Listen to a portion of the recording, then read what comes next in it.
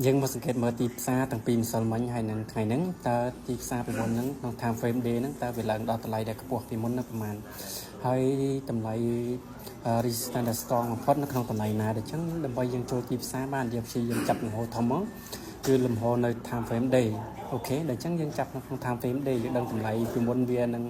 យើងដឹងវាលំហូរ up trend ទៅ down trend តើ support វានៅតម្លៃណាហើយ resistance វានៅតម្លៃណាដូច្នេះ time frame day ហើយយើងដឹងហើយដូច្នេះយើងព្យាយាមបន្ថយនៅមួយ time frame 4ម៉ោងអូខេ time frame 4ម៉ោងក៏វានៅក្នុងលំហូរនៅក្នុង zone support resistance មួយដែរជាភាពងាយស្រួលយើងដឹងថាត្រូវចូលកន្លែងណាដូច្នេះយើងអាចចាប់ខាងក្រោមតិចមកទាញវា support ខាងក្រោមមកដើម្បីដឹងតើវាបុកដាច់តម្លៃមួយតើវាអាចទៅដល់តម្លៃមួយណាបានអូខេអញ្ចឹងខ្ញុំចាប់ដើមទាញតម្លៃខាងក្រោមមកអូខេនេះជាតម្លៃដែលវាអាចបើសិនតែវាបុកដាច់វាអាចចុះតម្លៃនៅក្នុង trend line ដែលខ្ញុំខុសហ្នឹងនៅក្នុងបន្ទាត់តែខ្ញុំខុសខាងក្រោមនៅក្នុង support ខាងក្រោមហ្នឹងអូខេនេះគឺនៅក្នុង time frame 4ម៉ោងឥឡូវយើងបន្ថយមួយរួននៅ time frame តូចតិចមកដើម្បីយើងចាប់មើលតើវាគួរទៅដល់កន្លែងណាដែលវាអាចរកកន្លែង buy resell បាននៅក្នុង time frame 1ម៉ោងអូខេអញ្ចឹងខ្ញុំសូមលុបបន្ទាត់នេះចេញទៅដើម្បីចាប់ថ្មីដោយសារ time frame តូចវាយើងបញ្យកវានៅខណៈតូចអញ្ចឹងងាយស្រួលយើងមើលអញ្ចឹងអូខេកន្លែងហ្នឹងអញ្ចឹងដល់ក្នុង time frame 1ម៉ោងតែអញ្ចឹងយើងអត់បាច់ចាប់ច្រើនទេយើងចាប់តែ support ហើយ resistance 1ម៉ោង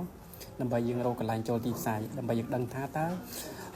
support នៅកន្លែងណា resistance នៅកន្លែងណាហើយកន្លែងចូលនៅកន្លែងណាកន្លែងចេញនៅកន្លែងណាកន្លែងហ្នឹងអញ្ចឹងយើងចាប់ជាបន្ទាត់3អញ្ចឹងក៏បានដែរដើម្បីយើងដឹង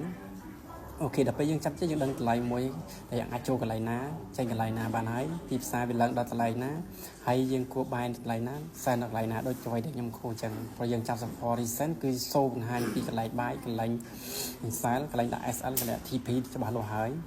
ដោយដែលខ្ញុំខូចឲ្យមើលអញ្ចឹងហើយប៉ុន្តែខ្ញុំមិនបានប្រាប់ថាអ្នកឯងត្រូវចូលកន្លែងណាបាយកន្លែងណា sell កន្លែងណានោះទេគឺមើលតាមអ្វីដែលខ្ញុំខូចនោះទៅយើងជួយគ្នាវិភាគឲ្យសម្រាប់ចូលរៀនខ្លួនហើយខ្ញុំក៏បានប្រាប់ឲ្យបាយ sell នៅកន្លែងណាដែរអូខេកន្លែងហ្នឹងអញ្ចឹងយើងទាញវា train វាពីអតីតមកពីអញ្ចឹងអូខេពីអតីតមកយើងលប់ទៅចេញមកដូចអញ្ចឹងយើងមកមើលនៅបង្គោលចិត្តគ្នានៅ time frame ចិត្តគ្នាពី3បង្គោលហ្នឹងវិញអូខេកន្លែងហ្នឹង